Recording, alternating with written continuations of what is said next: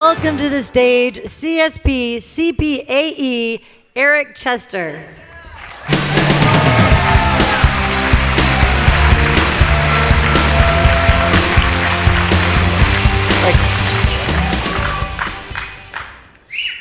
Influence. That's a really powerful theme, especially for me because I get to introduce you to the biggest influence of my professional speaking career. I could give a keynote address about Mark Scharenbroich.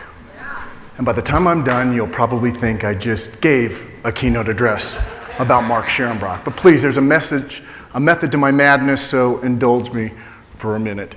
You see, I've been coming to these conventions for a long time, and I've listened to so many amazing presenters, but I've also heard people kind of explain that what it takes to get up here on the main stage is actually pretty simple. That if you just tweak your website, if you put the right logos in the right places, if you just believe in yourself and speak from authenticity and speak from the heart, then success is going to come knocking at your door. But you see, my friends, that's simply not true. What you're about to see did not take minutes or hours or weeks. It's been in the process for more than 40 years. In front of thousands of audiences, in front of millions of people. Back in 1977, Mark Scharenbroich began speaking to teenagers, arguably the most difficult of all audiences. During these neat high school years. Because you know why? When you graduate from here, you don't remember the books and the desks in the classroom. You remember the people in this school, the people in this room, the people that mean the most to you in these close personal relationships. It's a time to take a part, to be a part, to make these days the greatest days of your life so far. Mark would give 2 to 3 presentations a day, 5 days a week, and he did it day after day after day. And after each and every presentation, he'd sit down and he'd take copious notes, reflecting on what he could have done better to build his material. And along with his gorgeous wife, Susan, who was his creative director and his harshest critic, together they worked to craft this amazing presentation that got better and better, and where he'll always be regarded, even today, as the greatest youth speaker the world has ever seen. Little White comes sneaking over in a stealth-like manner. Boys, germs. The girls would just freak. Oh no, stop it. Except the Catholic girls, they just hold up a cross. Oh no. For the past 15 years, Mark has focused his efforts on speaking to corporate groups and big trade associations, and he's played the main stage at some of the biggest conferences and conventions, from Harley-Davidson to Wells Fargo, to Procter & Gamble, the $1 Million Roundtable, and 3M and GE, and so many times these clients invite him back. But Mark has this phobia about being seen twice, as many of us do. So Mark didn't just want to reshuffle the deck and come up with new material. Instead, he decided to create entirely new characters. You focus. Focus.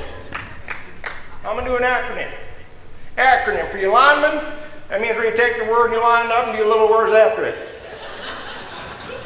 Focus. F. Find it. O. I can see it. Willie Shakespeare was a very creative kid. What a ham this kid was. I remember, though, I was worked with him because he was a good writer kid, and I remember one midsummer's night, I had, excuse me.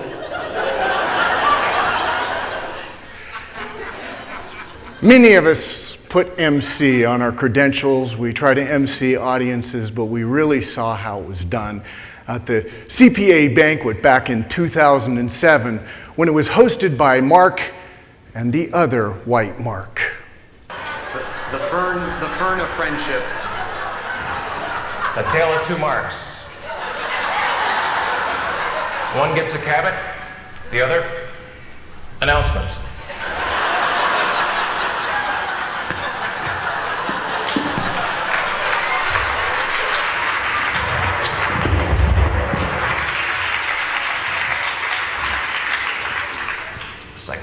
spotlight right now, isn't it?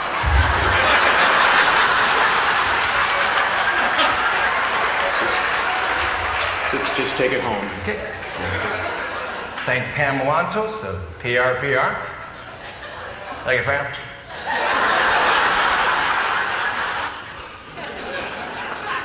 Look, people, I'm not denying that talent plays a part.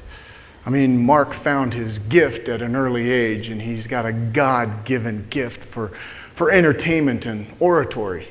But as Stephen King once said, talent is as cheap as table salt. What separates the talented from the successful is hard work, and I can tell you that nobody works harder than Mark Scharenbroich.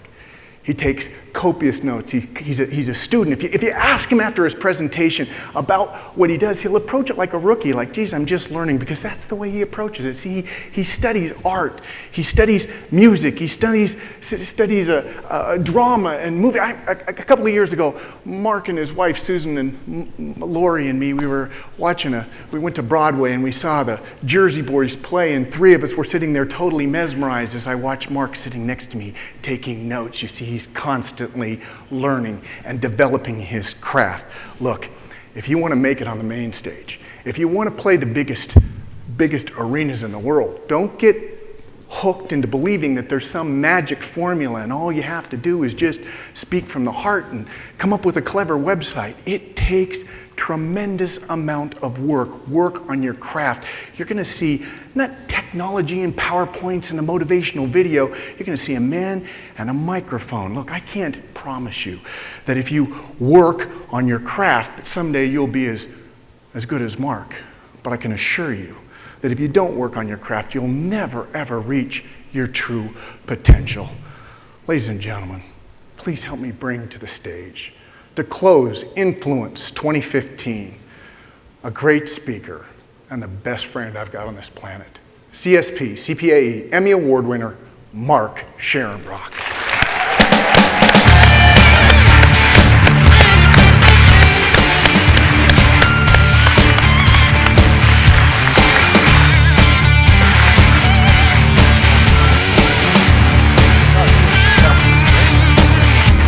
Thank you.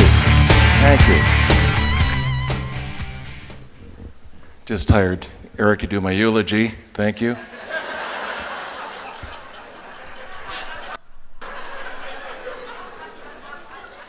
Don't oversell it, Eric. I know, I won't.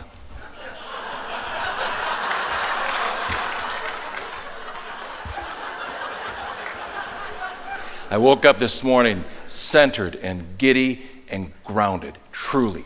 Because you know how much this means. And then the man that I love and admire and fear, Dale Irving, said what he said, that he'd be back. And now I just fear.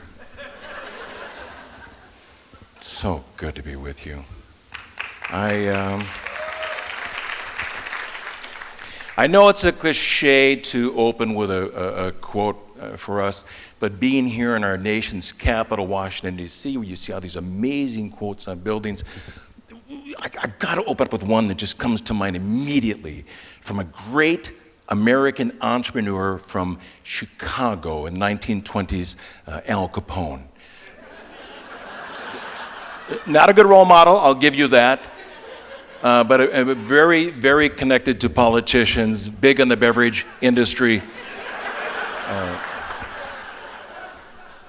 Al Capone once said, and I quote, "In order to be successful in business, you need three things. You need a smile. It's good. You need a gun. It helps. You need a plan. You gotta get rid of one of them, lose a smile."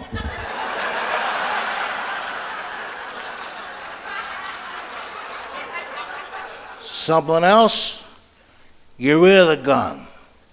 But never let go of the plan. You gotta have the plan. Capiche? We all the Southerners capiche. So what's our plan to wrap this puppy up? Let's bring into mind what we do and why we do it. Let's talk about our connection to each other and to our audience.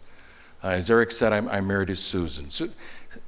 Susan is without question the most beautiful woman that ever said hello back.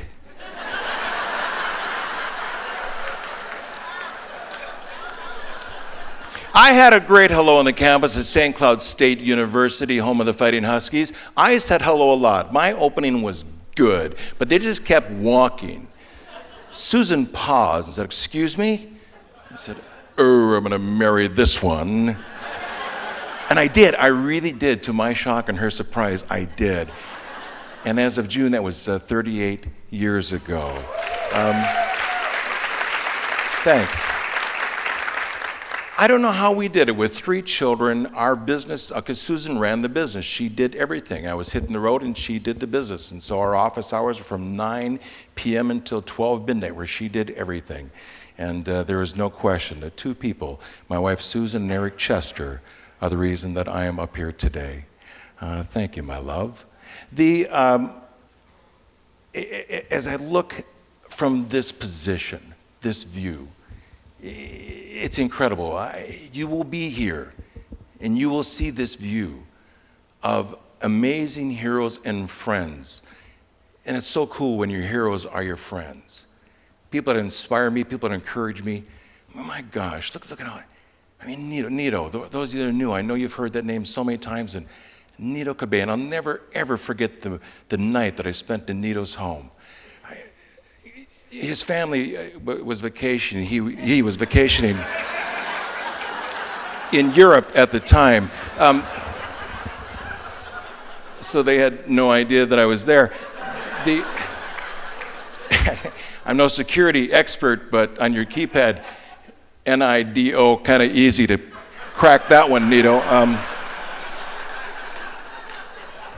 And I felt guilty. I know but I had to grab. It's like being at the White House. You have to grab something, and I did. And all these years, I've had these in my possession, and they're just.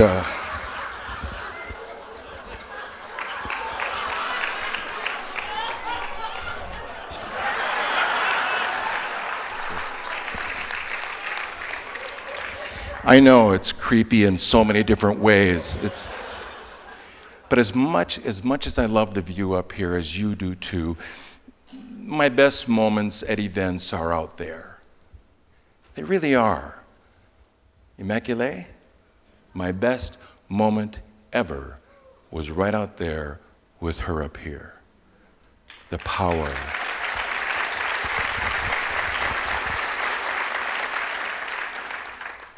Sitting out there, look at the opportunity that we have. Listening to some of the greatest experts in the world, listening to corporate leaders and educational leaders and organizational leaders talking about where they're going and how they're getting there. I have learned so much out there that helps us up here. There's a company I work with that I found fascinating. A lot of you work with really cool groups. I work with a group out of Chicago named PCA, Packaging Corporation of America. This is their product. They make boxes. They prefer to call them containers, but it's a box. Oh, know what some of you are thinking? Some of you are thinking, gonna do the thinking out of the box piece. No, never be predictable. Never, ever be predictable. If your audience knows where you're going, no. Always be 3 steps ahead of them. Oh my gosh, 30th anniversary. Susie and I went to Greece, free airline miles, and we were on a sailboat with a Greek captain, He looked like Theo Andros, only tan. And it was a beautiful time. And he looked at my wife, Susan, and said, "Susan, come grab the wheel and dance with the wind." And she went,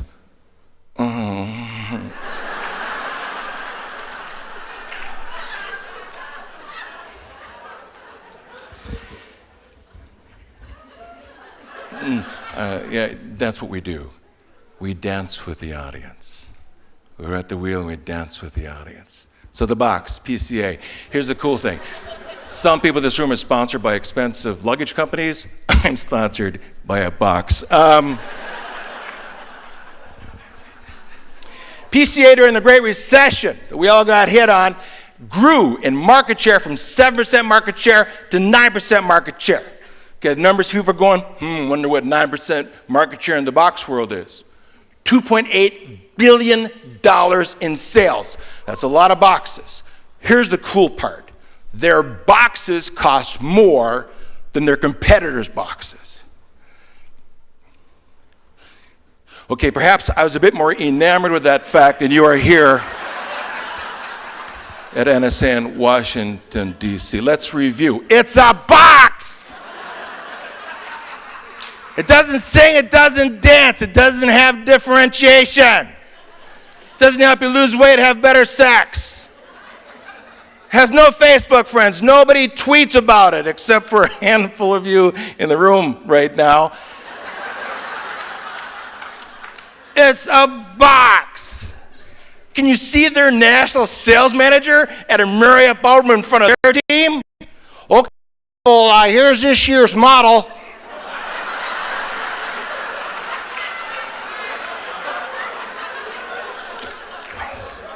You're kind of familiar with her. We've had some price increases. Geez, pulp has gone up a lot. So go out there and sell a whole bunch and win a trip to Cancun. I'm not the smartest guy in the room. I'm comfortable in my own skin.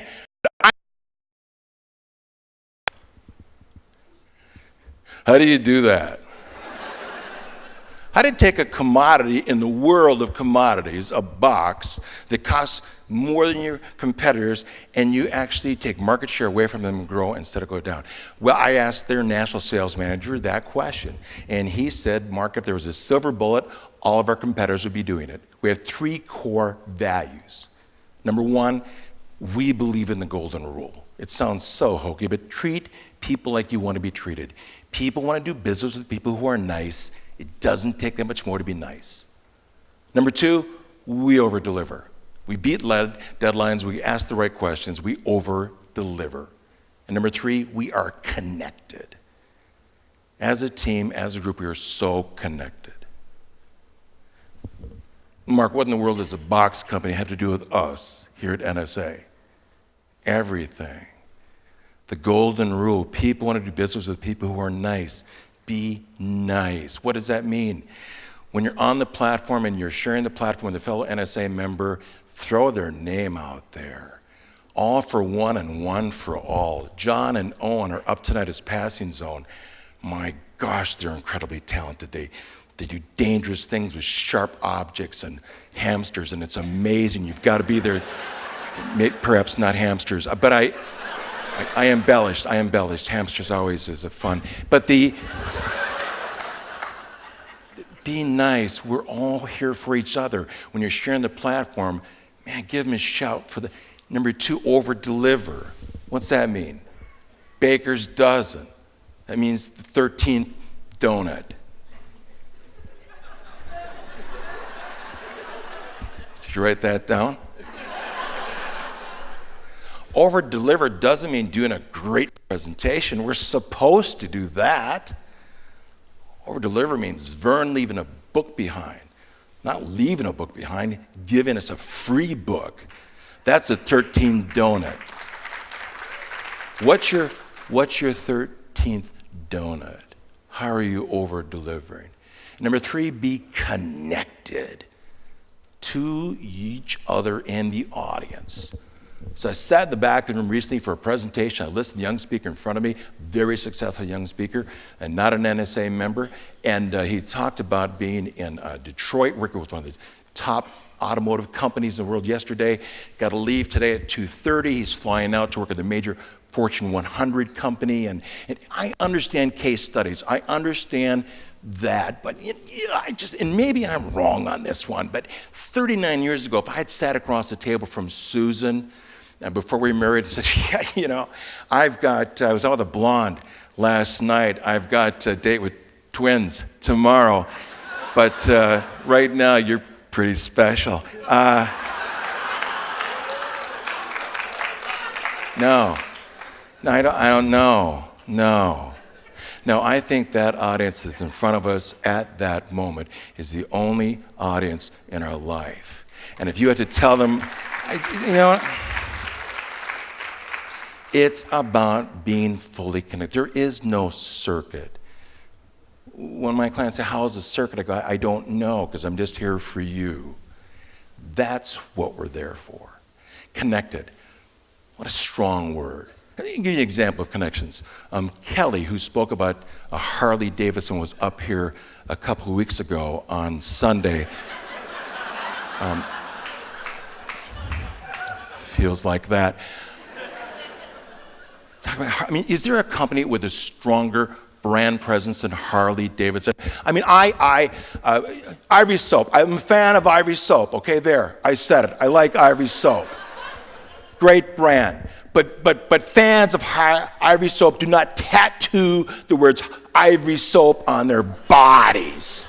Harley Davidson fans, I've seen them tattoo the words Harley Davidson on their bodies. Where are my Harley people? Put your hands up. I own a Harley. I've ridden a Harley. I'm a Harley kind of a guy. I know Nina has the Harley people. Mark Sanborn. I saw your Mark Sanborn. He's a Harley kind of a guy. When I picture Harley kind of a guys, I don't picture Mark Sanborn. But Mark, I know you're there. Mark, come up. Mark. Ladies and gentlemen, those of you who have not met him, Mark Sanborn, come up here. Mark Sanborn.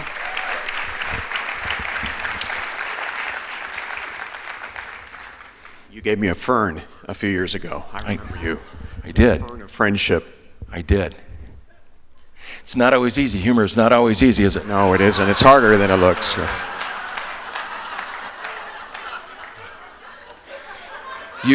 You're a Harley guy. You're a Harley rider. Yes. What model did you have? I had a V-Rod, I had a Road Glide, I had a Wide Glide Custom. I've had a few. He's done very, very well in this business. Just asking for what Harley, but giving us 4 to 7 of them is great. Your favorite Harley, the one that you really liked the most was? With the Custom, the Wide Glide. Wide Glide. Yes. What color? It was orange and silver. Orange and silver. Cool. Here's the question. In 2003, there was a major league event for Harley people.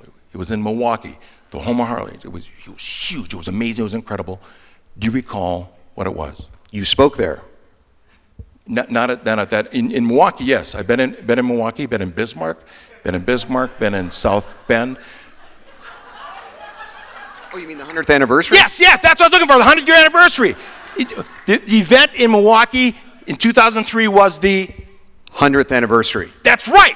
And being a Harley kind of a guy, were you at that event? No. Okay, we should have prepped this. I see that by now.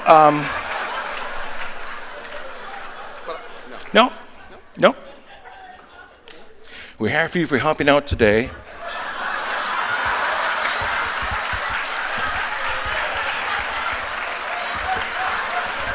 Ladies and gentlemen, my friend, Mark Sanborn.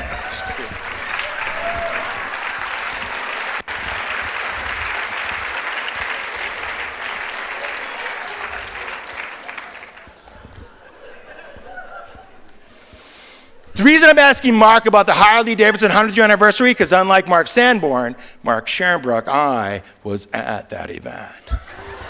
I was at that event by accident. I had no idea what was going on.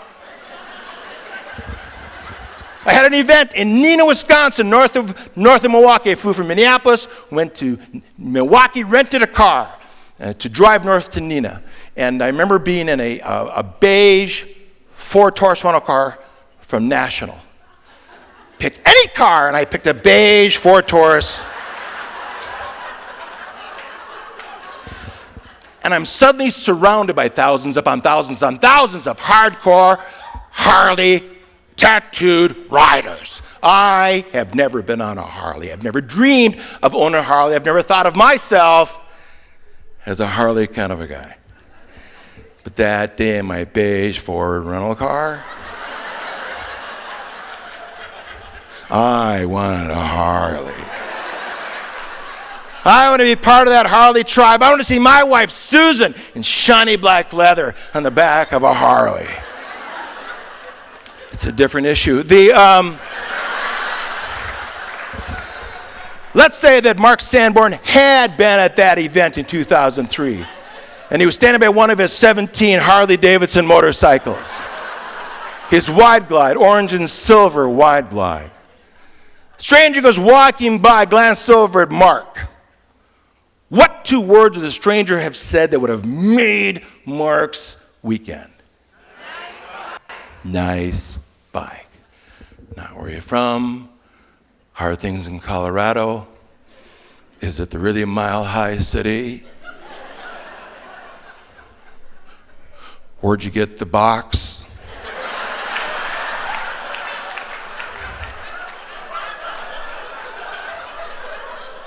No, all they'd say is, nice bike. Which point, Mark, why is that relevant to us as speakers? All right, let's go back to Maslow. We all use Maslow. Pyramid on the chalkboard. Level 1, food, water, shelter, safety, security. Core needs must be met before you move up the next level of big screen TV, free cable, cheese.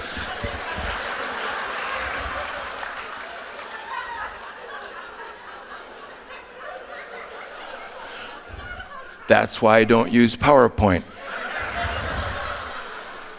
One of our core basic needs, once our basic needs are met, all of us in this room and everyone in our audience, we have 2 core needs. Number 1, we need to belong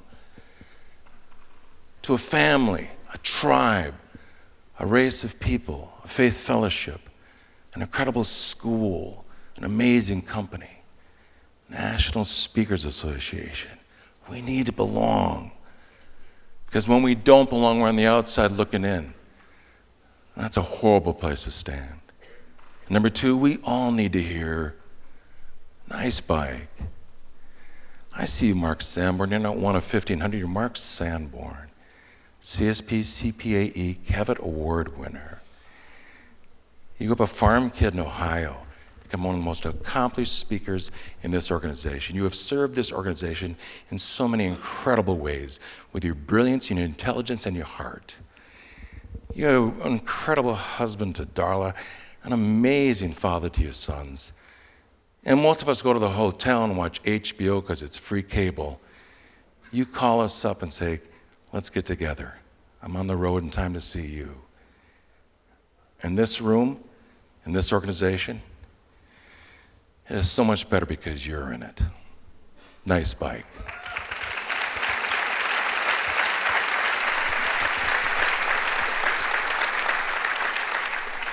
I contend when we build organization, when we build local chapters, when we build NSA, where it's a place where people belong and they know that who they are and what they do matters, amazing events take place.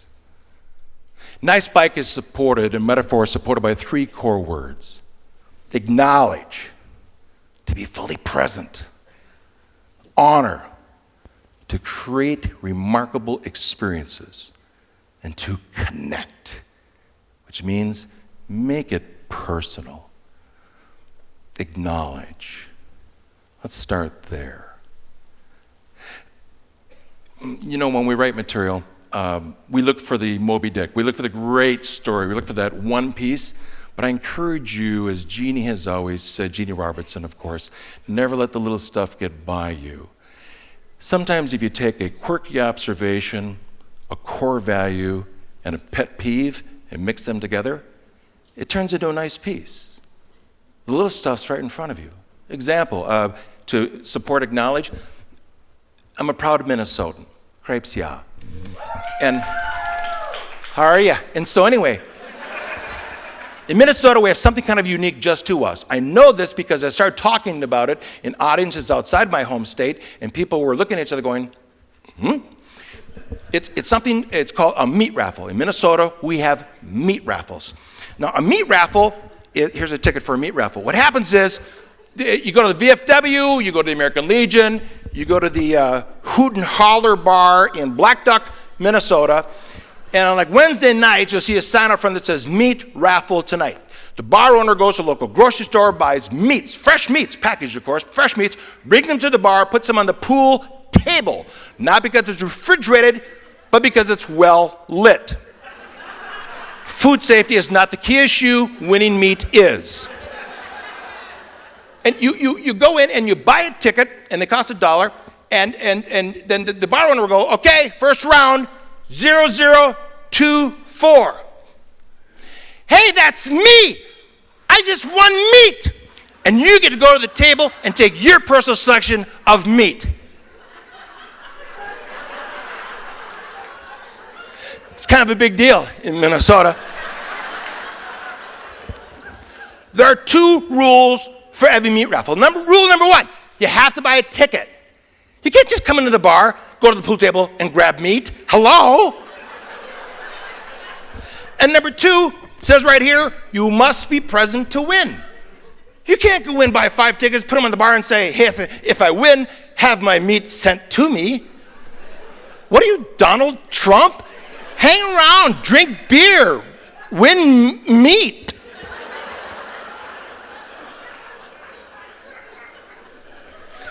I think these 2 rules are very important because rule number 1, you have to buy a ticket. The United States of America is a most amazing country because men and women before us bought a ticket. From the halls of Montezuma to the shores of Tripoli to a bridge in Selma, Alabama.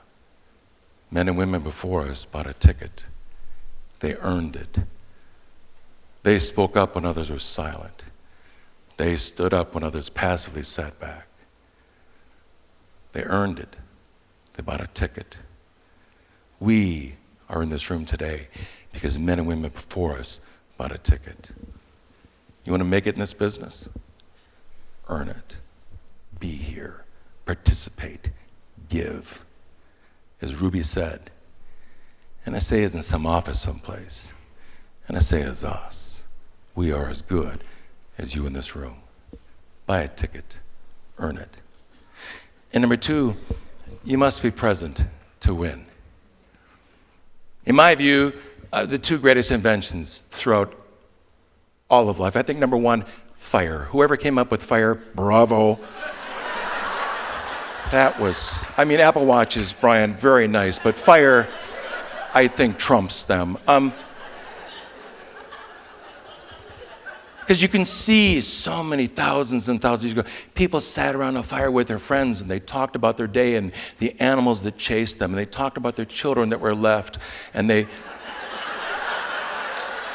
watched the flames dance into the air, and it was so cool. And to this day, we still sit around fires and we talk about our careers and our families, and Eric and I share around the fire and what's good and what didn't go in. Fire was good. The second thing to connect us as human beings, I think the greatest invention to connect us are these smartphones. They're pretty cool. But just as fire can burn us, so do these. Susie and I always felt it was important to take our 3 children to restaurants and teach them how to eat in public with a fork. And we didn't give them chicken fingers. We let them order from the regular menu because we thought we'd give them good food. And I walk into restaurants, and I value those moments, and I walk into restaurants today, and I see families at a table together looking at these instead of each other, and I think, oh, what a wasted moment. Susie and I took our dog for a walk, our bulldog. Because when you have 3 little kids and a dog, you just open up the door and say, go away and come back eventually. And then the kids grow up and they leave, and the dog looks at you like, well, can we go out for a walk now or what?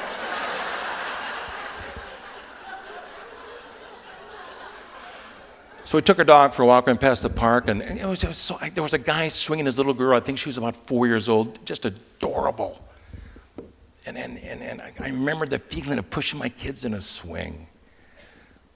It's old school, new school. It's that feeling as a parent and your child. And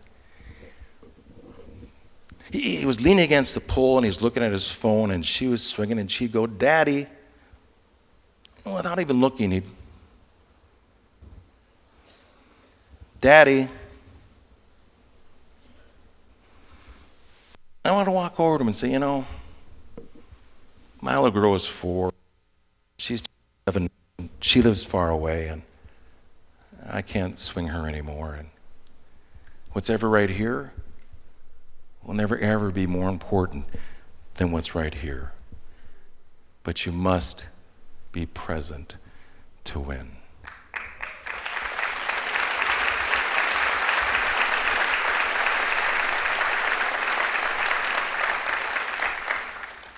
Acknowledge. Number 2 is to honor. What's that mean? Create remarkable experiences for everyone in our audience. Rolling Stones are on tour. They're on tour right now. It's called the Zip Code Tour. Susie and a couple of her friends got tickets when they were in Minneapolis. I'm not a Rolling Stones fan, never have been. I like the Beatles. I don't like Mick Jagger's swagger. Don't like it. Not a Stones fan. Not a Stones fan. I don't want to go to the Stones. I don't want to go. I'll hang out. No, come to the Stones. I like the Stones. I like the Stones. I like the Stones. Just come, let's go to the Stones. Okay. But I'm going to be the only one walking in 50,000 people that just, like the Stones. Just get in the car, let's go. All right. It's probably going to rain.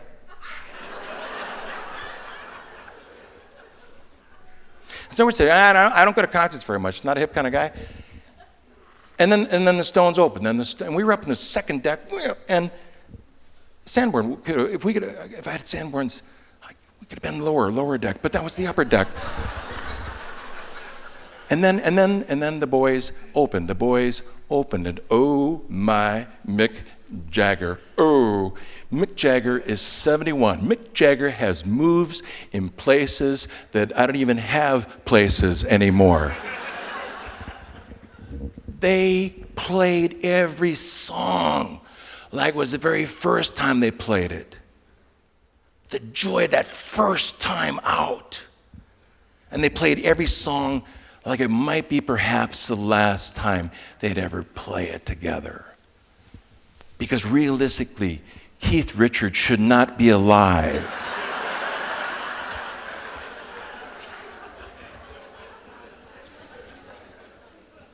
They honored every one of the 50,000 people in that arena with a performance that knocked your socks off.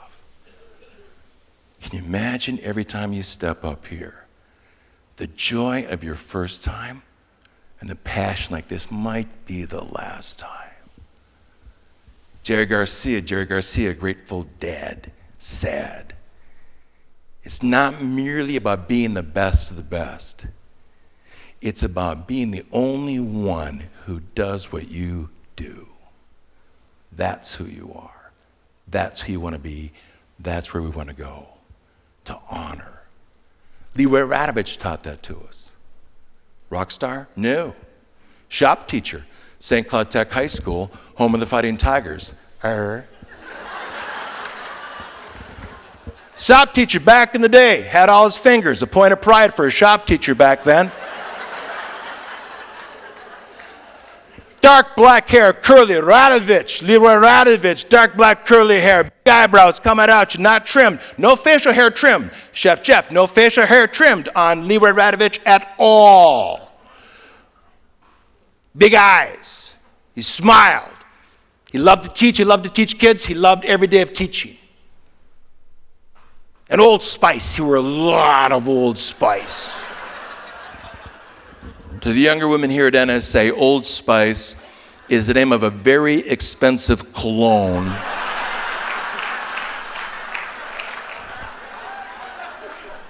That when you walk by some of us senior NSA guys and go, "What's that smell?"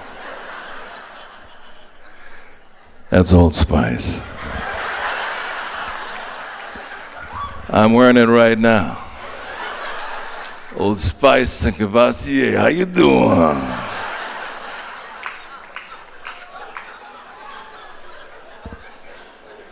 And every day in the hallways you could hear Mr. Radovich going, "Hey, hey, hey, hey!" He was greeting people. My sophomore year, I'm going to my locker. I did not have him as a teacher, But I played football. He filmed the football games. He knew who number 66 was. I'm going to my locker. He called me out. I'll never forget. Hey, Scharenbroich, hey, Scharenbroich, come here, come over here, come here, come over here, come here, come over here, come here, come here. Yes, Mr. Radovich? How you doing? Fine. That's the best you got. You're fine. You think that one through? Hey, Scharenbroich, hey, go ahead, ask me how I'm doing. Go ahead, ask me how I'm doing. Go ahead. How you doing, Mr. Radovich? I'm doing great. You know why? Unlike you, I thought it through.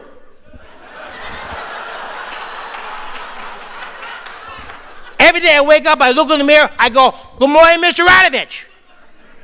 Then I say, hey, Mr. Radovich, what kind of day you want to have today? Average day, fine day. Monday, long day, okay day, fine day. How about great? How about if I'm intentional? How about today? I'm gonna have a great. You know what? I'm gonna do something today that's gonna be great. I don't care if I take a chair and put it inside of a table, and people go, oh, look at that! I've never seen a chair put a table like that in my whole life. But not you, Mr. Fine. Not you, Mr. Settle for less. Not you, Mr. Oh, just put enough time to get by. Fine little wiener boy. That's what you. Hey, look at Scharenbroich. He's a fine little wiener boy. You want to live a great life? You better make great choices. Let's try it again. Scharenbroich, how you doing? Great. Good. Get out of here. No. I never had a guy for a class. I thought he was nuts. We mocked him all the time. How you doing? I'm doing great. Hey. But the mocking turned into a pattern. The pattern turned to a habit. The habit turned to a way of life.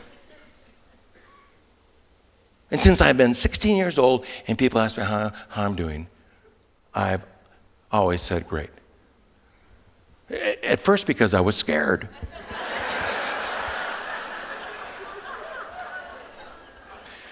But now because I understand. Oh, Mark, isn't that just so motivational speaker 101? Yes, it is. And not every day is a great day. No, this isn't an easy business. The VIPs that are here, you're not here because it's your first day out of the chute. You're here because you heard about us because you're out there working. And whether you're a seasoned veteran or a VIP or young and brand new in the business, no, this is not an easy profession. I'm so thankful I have Susan and Eric Chester, not to share the wins with, but to share the painful ones with. Nobody understands what we do. I don't tell my friends where I speak. They don't want to hear that I got this really cool hotel and this amazing location. My friends ask me where I'm going. I tell them Omaha. I do. They don't want to hear that I'm in Maui. They like hearing that I'm in Omaha.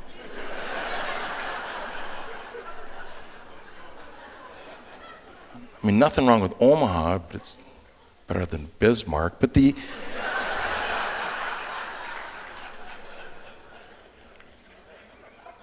is that thin ice? And my point is, this is not an easy day. Not every day out there is a great day. But every time I have one of those days, it's not a great day. Where the flight's later, yada, yada, yada. I will think about a young woman who's in a bathroom for 91 days in Rwanda. I will think about a little 15-year-old girl who was in an attic for over 2 years in Amsterdam, who didn't get to tell her story. And in those days when things just aren't lining up right and people ask me how I'm doing, I always say I am great. And in my head I add the word full. I am great full.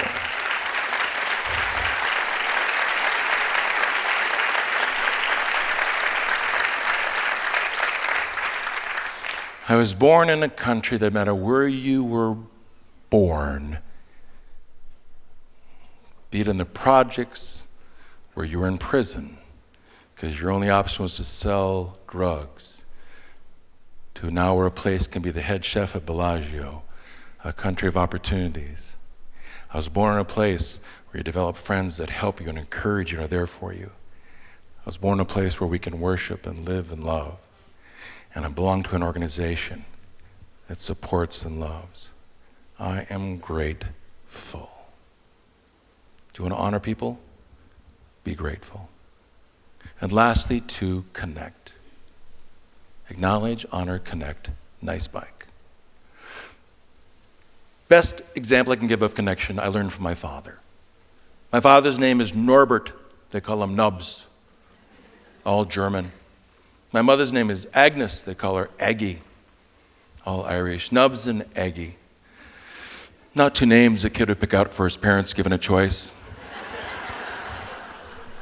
My father worked at the post office sorting mail, blue-collar, black lunchbox. My father worked for a living. Mom, with 5 kids in the house, never worked outside the home until the day my father retired from the post office. Then she immediately got a job outside the home. At an elementary school cafeteria as a cafeteria lady. Tough choice for Mom. Lunch with Dad. 700 children in a low-ceiling cafeteria. She went for this in a New York minute. Not because Dad was a bad guy, he was just Nubs, a German Catholic Nubs, meaning not real flexible. We eat at 5:30, not the table you're not going to eat. We buy Ford. Yeah, good luck with that Fiat, hot shot. What are you, an Italian? We eat fish on Friday. Well, I don't care what the Pope says. I'm not going to go to hell because that guy changed the rules halfway through.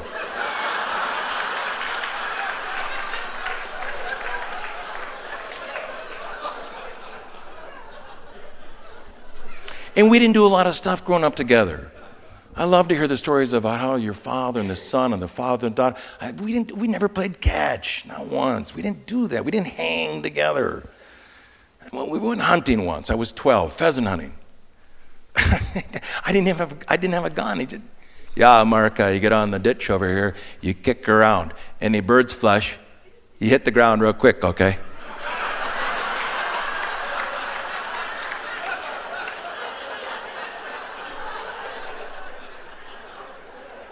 My father's favorite expression, and to my Baptists out there, to Jeannie, I apologize on the language issues, but my father's favorite expression was, what the hell? Because it worked for everything. Dad, I got main stage at NSA. What the hell? Dale Irving's going to summarize me. What the hell? But you have to understand Nubs and Aggie to understand the last part.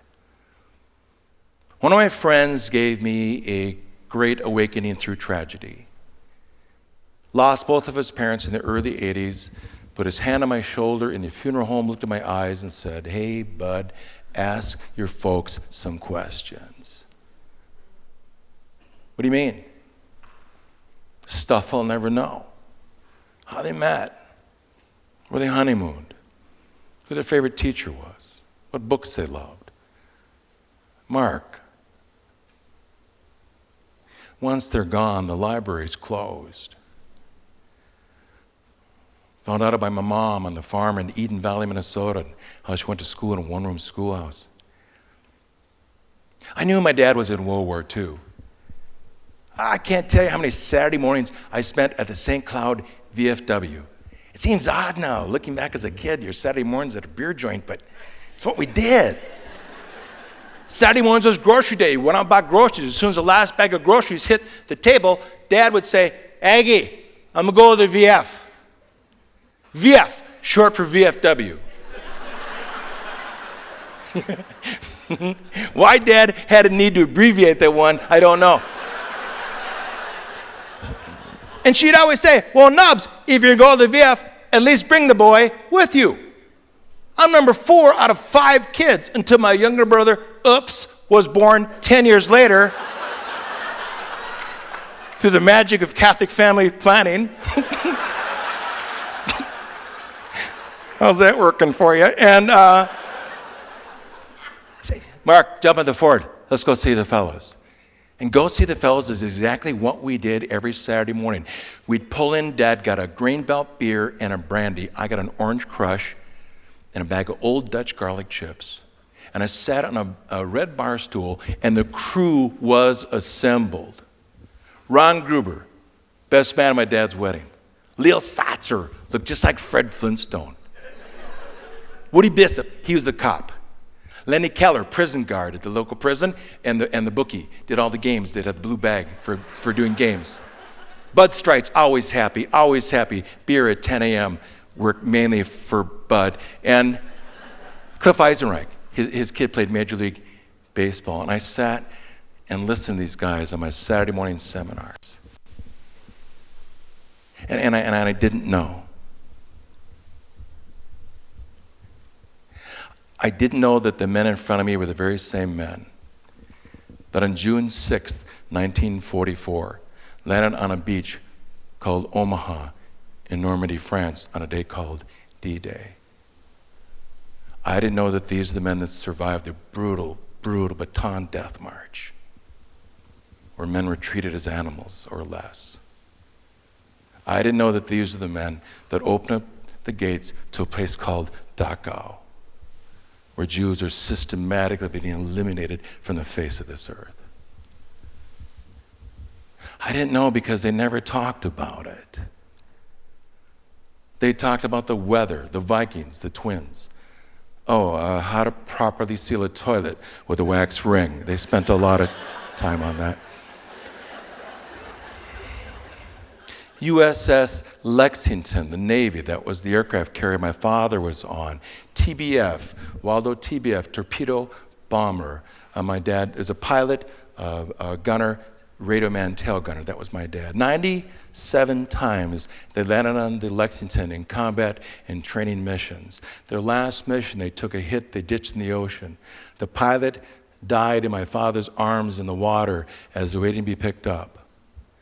That night in his journal, a journal I didn't find until after his death, he wrote one sentence. This is a very grim business. And he stopped writing, and something shut down. I found out he had not been in an airplane since World War II. Dad, you haven't flown. Let's take a father-son trip. I have a speech in Washington, D.C., 1985. I get free tickets. I get miles. I'll get you a free ticket. I'm sharing a platform. Dad, I'm sharing a platform with First Lady Nancy Reagan. She speaks the day before me, but it's the same platform. It's the platform.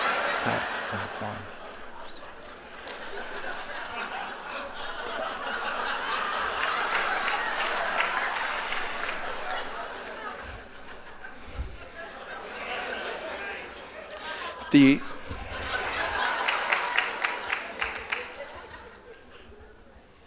says, yeah.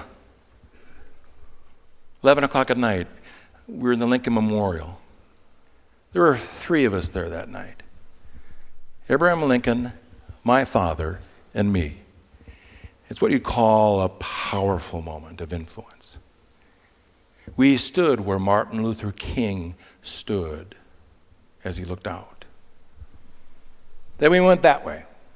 If you go that way from the Lincoln Memorial, we stumbled upon the Vietnam Memorial. It hadn't been up very long. This is 1985. The memorial was built in 81 designed by a 21-year-old female Asian student from Yale. 256. My draft number, my lottery number. A lot of men volunteered to serve. They were recognized the other day, and they stood in this room. But it wasn't enough, so they started a lottery, a draft. And guys on TV picked birth dates and numbers. And we remember. You remember. I know you do. So the guys that are out there that are my age, I want to hear them this morning. What was your lottery number?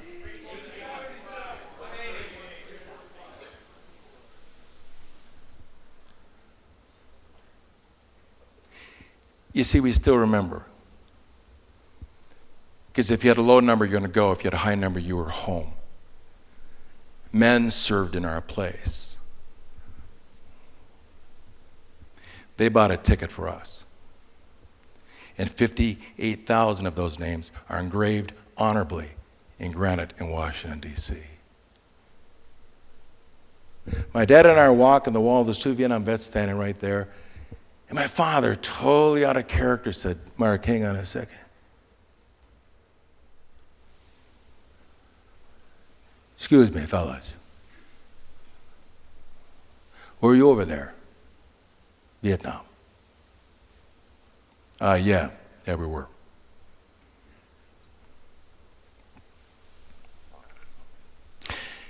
Thank you, fellas. Welcome home.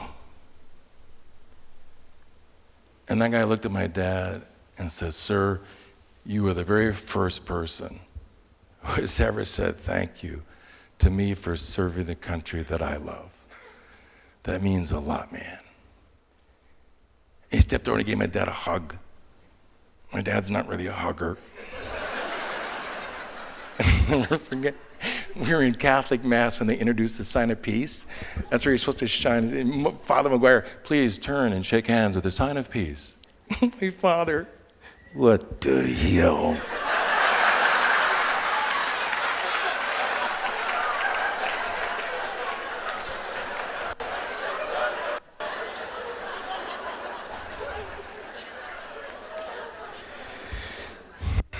But that night, my father hugged.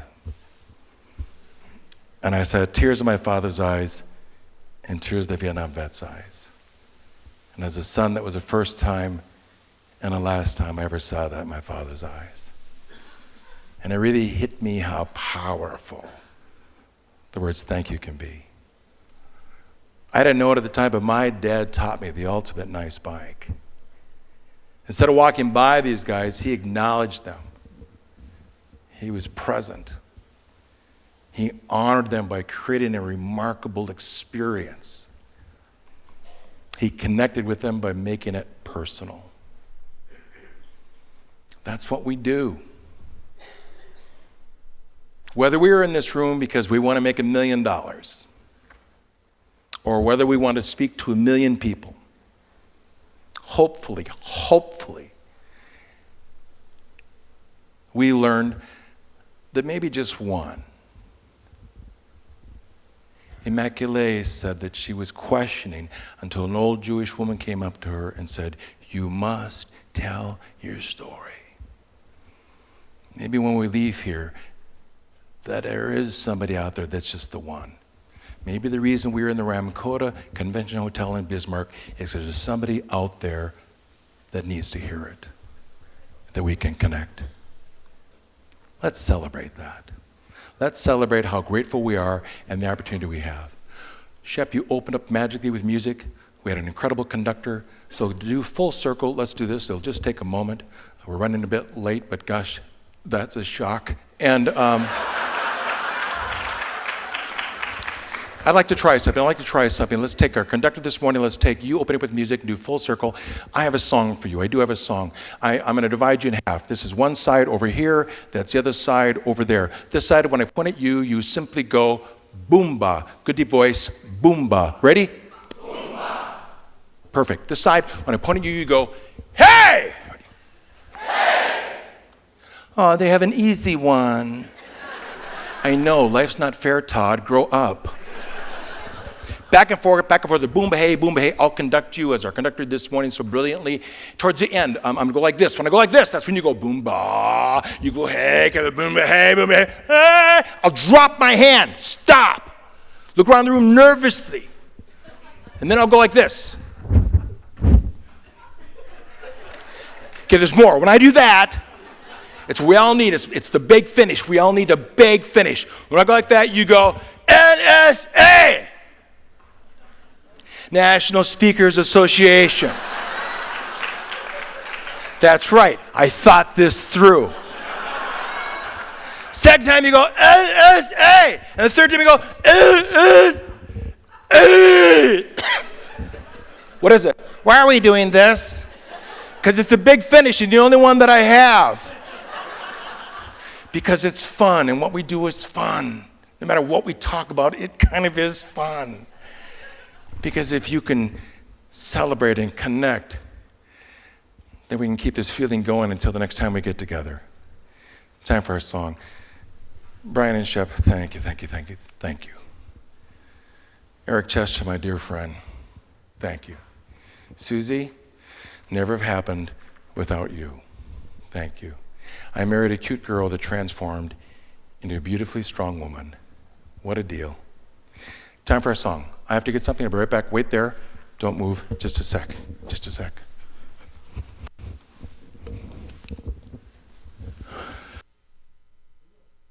It's a puppet. Ladies and gentlemen, we proudly present Her Influence 2015 for the Marriott Hotel in Washington, D.C. The NSA International Choir singing the famous hit song, Boomba. Hey? NSA. Sponsored by Samsonite. Inexpensive luggage that if you lose it, you won't care.